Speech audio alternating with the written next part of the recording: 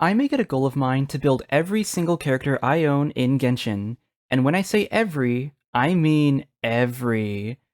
Yes, that includes Aloy. It's not like I'll ever use her, but hey, you never know, right? Welcome back to another episode of Unit 2.0. Today, we're going to be covering Aloy's kit and how we can make it better. Fortunately for me, the bar is set incredibly low, so I think any change I make would be acceptable.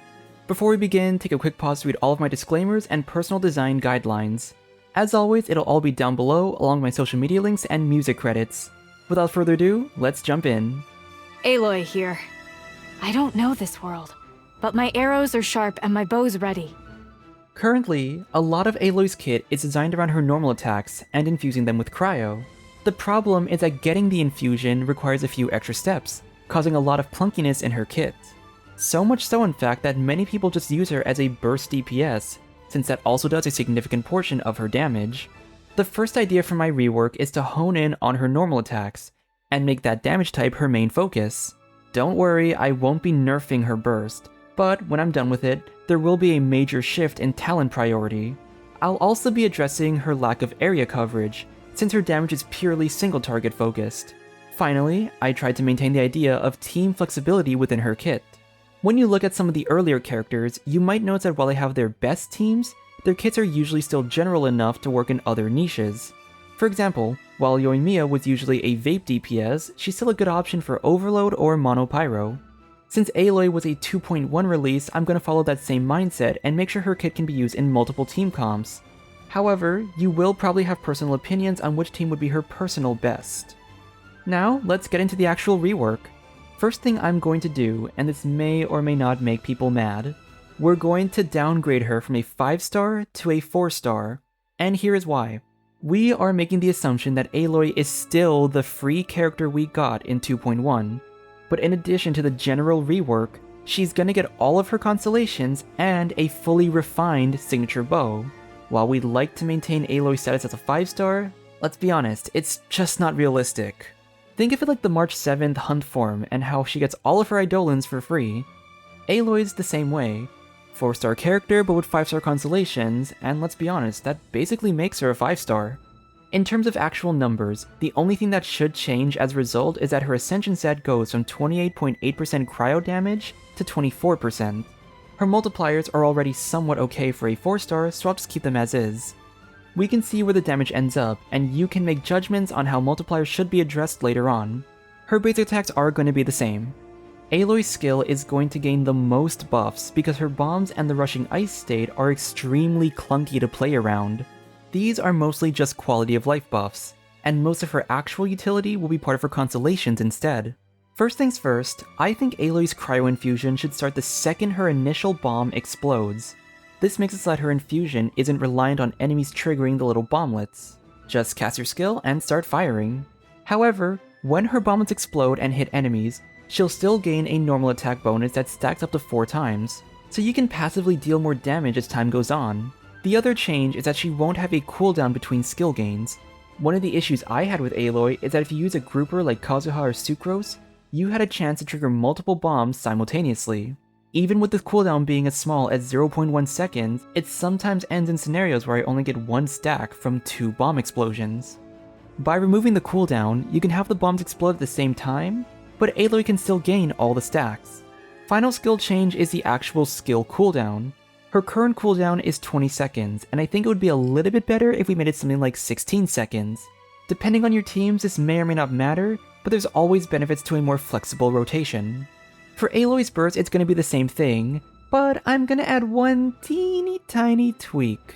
If she's in the rushing ice state while you cast her burst, the duration gets extended by another 2 seconds, and this is just so she can maintain uptime on her infusion while the animation plays. Nothing crazy, just a little quality of life buff. Just like her skill, I'll add more buffs in the constellation section, but for a C0 ability, I think it's fine as is. Aloy's A1 is going to be a minor increase to her original passive. When Aloy gains coil stacks, her attack is going to be increased by 20% for 15 seconds. The main thing we take away is the 8% attack bonus that your party gets, but aside from that, there's nothing else I really need to say. Aloy's A4 is where things get really interesting, and it's the only major change I made to her base kit. When Aloy deals normal attack damage to enemies while in the rushing ice state, she will trigger Compounded Fractal, dealing AoE cryo damage equal to 100% of her attack. This damage will be considered as normal attack damage, and it can trigger every 2 seconds per enemy. One of the things I wanted Aloy to have was area coverage. When you look at a character like Ganyu, she can make an AoE shot, and with groupers, Ayaka and Wriothesley can work in smaller AoE combat. I tried Aloy in a freeze team, and it feels so bad having the enemies grouped, but she still only hits one at a time. With this passive, you can actually hit more enemies, and it makes her feel like she's actually able to work in group scenarios. You might be assuming right now that I got the idea to be a carbon copy of Ganyu's charge shots, which, yeah, maybe a little, but would you believe me if I said I also got inspired by the Ice Monkey in Bloons Tower Defense 6? Because they have an upgrade called Ice Shards. When frozen balloons are popped, shards fly out and pop surrounding balloons. I know, it's a really weird inspiration for a character ability, but hey, you get inspiration in the weirdest places sometimes. In a single target scenario, it's just an extra hit of cryo damage, which allows Aloy to deal additional damage over her attack animations. In a group scenario, it's the same thing, but you're able to have this chain reaction effect. Since her fractal hit is considered as normal attack damage, it can trigger the effect on nearby enemies. Here's a really shitty map of the scenario. Aloy fires once and hits enemy A. Enemy A triggers the fractal, taking the damage, but also hitting enemies B and C. Enemies B and C both trigger the effect as well, dealing the damage to everyone. In short, for every additional enemy on the field, you basically get an additional hit of your cryo passive, and you can deal pretty substantial damage in an AoE scenario. So with her passive hits being normal attacks, any sort of weapon or artifact that primarily focuses on normal attack damage actually gets a more significant buff. For a bit of additional info, these passive hits do not have ICD, so in a scenario where Aloy is running a melt comp, you can have pretty consistent melts. I'll discuss some of the more intricate stuff with the reaction teams in the team comp section later on. So that's what Aloy's base kit looks like. It's mainly quality of life, but with a shift in her playstyle to focus more on normal attack damage. As I mentioned, she actually gets Constellations, and it's all free. In other words, by default, Aloy would be a C6 character, which also means I technically don't have to do calculation comparisons between constellations. Less math for me, yippee! Her C1, Star of Another World, will buff Aloy's A1 passive. When she gains the 20% attack bonus from gaining coil stacks, nearby party members will also obtain this buff. Aloy's original A1 passive has a team-wide attack buff, but when I tweaked it, I ended up removing it. That basically got transferred to this constellation, and it also got buffed to be better than a measly 8%. Aloy C2, Star of Another World, will make it so that when her burst hits enemies, they are hit with a 15% cryo resistance shred. Shouldn't require any further explanation, but this does work best in a freeze comp or mono cryo for other cryo teammates to capitalize on. C3, titled Star of Another World, will increase her basic attack level by 3. This will be a buff to her normal attack talents, allowing her arrows to deal more damage. Aloy C4, Star of Another World, will actually address energy. Every time Aloy triggers the fractal effect, she'll regenerate 3 energy. This effect can occur every 1.5 seconds. Since Aloy can trigger the passive effect roughly 4 to 5 times in her window, she'll gain 12 to 15 energy per rotation. Since normal attacks are a lot more valuable, running her on Shimenawa may actually be a viable option. But this drains 15 energy, so the C4 will allow her to mitigate this energy loss. Alternatively, if you run something else completely, the 12 to 15 energy will still allow you to run less ER in general, allowing you to pull more stats into your crit and attack. C5 is called Star of Another World, and it's going to increase her skill level by 3. Remember that her skill's coil stacks increase her normal attack damage, and it'll actually affect both her basic attacks and her passive, since that also counts as normal attack damage. So her skill will be a double whammy in the buffing department, and that's why I chose that over her burst. Finally, her C6. It's going to be called, say it with me everyone, Star of Another World. This con is going to be a pretty significant boost in damage. For every stack of coil Aloy has, her basic attack damage is increased by 10% of her attack, and her fractal damage is increased by 25% of her attack. Once she's at full stacks, she also gains a 32% crit damage bonus. This constellation effectively makes her multipliers much higher, especially when you consider that her actual normal attacks aren't the most incredible hits. Effectively, each one of her hits is increased by 40% of her attack, and her passive has a total multiplier of 200% instead of the base 100. Then, at full stacks, she gains 32% crit damage, which is one of the classic C6 bonuses for a 4-star character. Overall, the Constellations round out Aloy's kit to provide better utility and damage potential. So next up, we have a rework of her weapon. I will be keeping the somewhat niche approach to her passive, which is dealing cryo damage, but will still change up some of the bonuses to make it stronger. Originally, her bow had a base attack of 510 with a 41.3% attack bonus, and then dealing cryo damage allowed her to gain 20% normal attack and charge attack damage, along with a 66 flat attack bonus. Already, a ton of weapons would outperform it, and it was locked behind R1, which further hindered the possible damage potential. So for the new rework, we'll be keeping it at 510 base attack, but she'll instead gain a 55.1% crit damage bonus. Additionally, her passive will go all in on normal attack damage. Dealing cryo damage increases normal attack damage by 20% with a max of 2 stacks. And we'll get refinements, so that bonus gets increased to 40% per stack at R5. Overall, an 80% normal attack damage bonus. Oh, and for the record, yes, it's given to all players, not just the PlayStation ones. The weapon is very similar to Rust, which provides the same bonus at R5, but I believe the crit damage bonus makes it slightly stronger than the attack bonus.